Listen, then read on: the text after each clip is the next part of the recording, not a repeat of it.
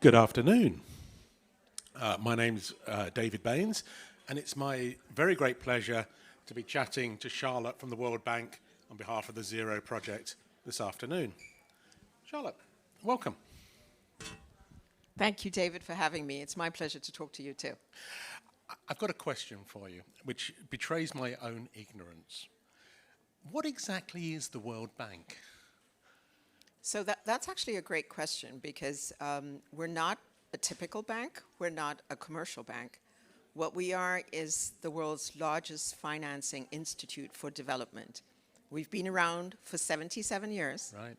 And so we have a lot of knowledge about what development looks like, how to finance for development, but also I think really importantly, we focus on systems and we also work through governments. Right. And so that distinguishes us from a lot of the other type of financing institutions out there. Great. So I guess with that in mind and that funding for development, where does disability and inclusion fit into the World Bank's perspective and role? Well, the bank itself has a number of goals. One is to reduce poverty, and the second one is to boost shared prosperity in a livable planet. Right. And if we need to do that, and that's our aim, we cannot exclude 15% of the world's population. And therefore, it's essential that we think about how do we ensure that development is inclusive of persons with disability. And so disability fits into the World Bank's mission for those reasons, but also because it's just the right thing to do. It's good development. Ensuring that you're reaching everybody is exactly what we should be doing. In addition to that, we have the Leave No One Behind agenda and the 2030 agenda. We have a number of SDGs that have make explicit reference to disability. And part of the bank's role is to support the SDGs in part with technical assistance, research, and certainly through financing. So there are a number of entry points in terms of the bank's work that really fit into the disability agenda. Or rather, I would say, you can't have development, you can't have good development if you don't include persons with disabilities. I mean, that sounds like an immensely challenging scope, scale, and agenda for you. For me, you've been the face of the World Bank and disability for as long as I've known you. But what exactly is your job? Well, so there are many other faces at the bank that work on disability, fortunately, and that's increasing as we move along. So that's very encouraging to see that there are more colleagues who are working in this space. But my job as disability advisor at the bank is to ensure that our projects' policies are inclusive of persons with disabilities. What that means in practice is that we provide technical assistance to bank task team leaders that are leading projects with our client governments, right? And so we'll look at a project and say, there are components you can build in that include persons with disabilities. So there's a very programmatic aspect of what we do. And then the second part is building the evidence base. And that's essential for everything we do because we are an evidence-based institution. So having the data, having the evidence for what disability inclusive development looks like is an important piece of what we do. Another piece of what we do is to build partnerships because we're very cognizant that we can't do this alone. There are many, many people, institutions, organizations that are working and doing incredibly exciting and cutting-edge work on disability inclusion outside of the bank. And so it's important for us to work with those. And that's what brings me to Zero, quite frankly, meeting people that are working at the cold face of disability inclusive development. So it sounds very much as if, disability inclusive development, the idea that disability should pervade across all the actions that the bank is taking seems to be at the heart of how you certainly see the role. Absolutely, and I think, at the heart of development is, in my mind, a couple of things. Innovation, but also ensuring that the most excluded are included. And therefore, it makes perfect sense to ensure that we are including persons with disabilities, recognizing that persons with disabilities are not a homogeneous group, and recognizing the intersectionality of persons with disabilities. So if we're working on a gender strategy, for instance, making sure that we address the issue around violence against women and girls with disabilities. And so that's really the approach that we take within the bank, trying to ensure that across the sectors, we're addressing disability and that it's beginning to become operational. So, you know, it's great to have the research, but it's even better to have the evidence, the research, and then the operations. And let me pin you down a little bit. Can you give me a couple of examples of specific things that the World Bank has done that you think have had impact and success? Yeah, sure. So look, there are a number of things that we've done, and we have a very robust website that I invite everybody to have a look at. But one of the things that I'm particularly proud of is work that we've been doing in the space of inclusive education, which tallies well with why we're here today. And in inclusive education, we have supported 3 countries, Ethiopia, Rwanda, and Nepal, to look at system change in relation to inclusive education.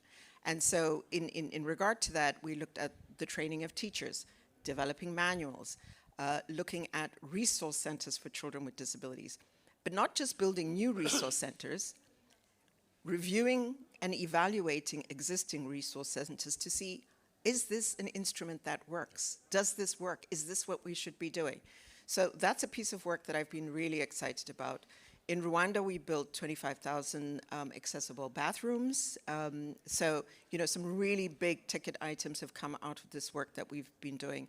And then some of the work related to the inclusive education front has been around policy. So supporting governments as they develop policies on inclusive education. In some instances, we've supported governments on providing background information as they look to ratify the Convention on the Rights of Persons with Disabilities. I'm just giving you a snapshot of education, but we work in health, we work in transport, we work in infrastructure, we work in digital development. So we really work across all the sectors of the World Bank. And I can see, therefore, why you're talking about working in partnership. If you're going to drive forward an agenda on inclusive education, whatever the scale of the World Bank, it cannot do that independently of many of the other players. And I'm interested in the different countries where you've worked on. To what extent do they share a common definition of inclusion that means you can share resources and collaborate? Yeah. Or is there significant variation, do you find? So I think there are variations, and there are variations even within country. So, you know, that's a point to take into account. And it's important to understand the country context. Yes. For us, what we've typically done is to use international instruments. So the Convention on the Rights of Persons with Disabilities, which has been ratified by 184 countries, puts out certain universal principles and begins to set out some parameters for what we mean by disability. It sets out in Article 24 what we mean by inclusive education, and there are many other documents that further expand that. So we use those documents as our founding documents, and then we work very closely with governments. But it's also important, and this is something that I really like to emphasize, that when we work in country, that we work with organizations of persons with disabilities, yes, because they know the pulse of what's going on, and they can inform us about what needs to happen and what not. And I've certainly found for myself that often when I go to work with somebody in a country, often I'm taken to the urban settings first. And that can give me a very skewed perspective of the reality as you move out into more rural areas. Yeah. So it must be for you that need to work in both urban and rural centres in order to reach the full population must be quite important. So look, it's a challenge, and a very big challenge. I think typically a lot of the organizations of persons with disabilities are in city centres. And so we do have some struggles when we look at rural populations, but it's essential that we don't forget them, yes, because then we will be leaving people behind. And so increasingly we're looking at ways to work in rural communities, but ensuring that people in those communities have agency to participate in development that affects them directly. I was interested, you talked about, you're talking about putting in place 25,000 facilities for hygiene and so on, that often some of those things are forgotten about even within inclusive education, that those things have to be in place before you can almost build inclusion. people haven't got those facilities available to them, that's a problem. No, it is a big problem. And I think when we think about inclusive education, it can't, I mean, of course it's about the curriculum, it's about training the teachers, it's about ensuring that the physical access of the school is accessible, which would include hygiene facilities, wash facilities writ large. But it's also about ensuring that the community is engaged, right? Because what we found in our research is that if parents in the community don't see the value added of an accessible school, it's probably not going to be used. And so it really requires us to think outside of our silos and in a way that's kind of broad and ensuring that we're bringing all the different voices to bear. And I've often found that, sort of trying to help parents and others deal with preconceptions and sometimes misconceptions is an important starting point for the process. Yeah. You're not trying to impose a system, but to work with families Look, for a system. and that's a really important point, David. I think we really don't want to impose any notions of what we think is inclusive. So how do we work at in communities to ensure that we build out the positive aspects in that community and drive those? And so working with parent groups is very important. Working with community leaders, working with faith-based organizations is very important. And dealing with some of the social norms that exist, because they are very real and often in place in many of the communities in which we work. And so that's where I think the role of organizations of persons with disabilities becomes really important, because they're the touchstone, right? They're on the ground, they can work in the communities, and with support, they can begin to break down some of these negative social norms that exist in the community. And looking ahead, what do you think are the big challenges that we face that you hope that you're going to be able to grapple with in the immediate future? So I think some of the big challenges that we face are going to be in the space of technology. I think technology for persons with disabilities is, of course, a major game changer, but we also need to protect people. Yeah. And I think ensuring that legislation meets the fast-paced development around technology is going to be an issue. I think just the scale of where we're going is going to be important. And do we have the data? Data remains a major setback in many instances where, because we're an evidence-based organization, we don't always have the data. So we need to have more disability disaggregated data so that we can make the case to policymakers, to ministers of finance, for why they need to invest in disability. So I think data remains, for me, a major challenge. And then I think another challenge is that the issues around disability inclusive are increasingly becoming more technical. And I think just having the right set of people to do that, to provide technical assistance, is important. And ensuring that we build capacity at local level. I mean, that is our responsibility. And that for me has been one of the most crucial things. Think about the entire ecosystem around using technology, whether it's in education, employment, or independent living. Do we have the support? Do we have fertile ground in which to embed that technology so it flourishes? And it sounds like that's, for the World Bank, making sure that things will succeed, that they will grow. It sounds like an important point for you. It's a very important point, and one that we're working towards. But, I think we're not the only people working towards that, so that's quite exciting. There are governments that are very engaged in this space, and so the future looks pretty good. So if people come to the World Bank website and they look, what would you recommend they go to look at first? What's going to be the most interesting thing for them? Well, it depends what they're interested in, because we've got a whole range of areas.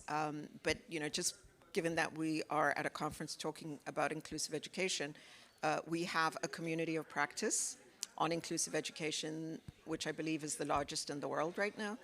And we have lots of information. It's a fully accessible website, so we're very proud of that.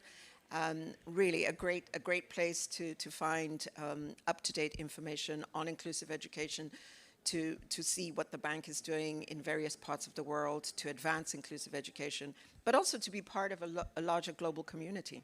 And what excites you for the future then? So what excites me for the future is many of the innovations that I've seen over the last couple of days here in Vienna, but also I'm seeing coming out of many of the countries in which we work, young people with disabilities really taking taking control. And they're exhausting. But they're exciting. They are. It is possible to be both. Yeah, it is, very much so. And so that excites me tremendously. And then I think it's also quite exciting to see how policy and legislation is really beginning to take hold in many countries. I think, we just need to keep on pushing this. It's not an easy agenda, but yeah, we need to do it. If it was easy, we would have finished it by now. Exactly. Charlotte, thank you so much, and wish you every best for the future, and look forward to talking to you next year and seeing what's happened. Thank you, David. Always a pleasure. Take care.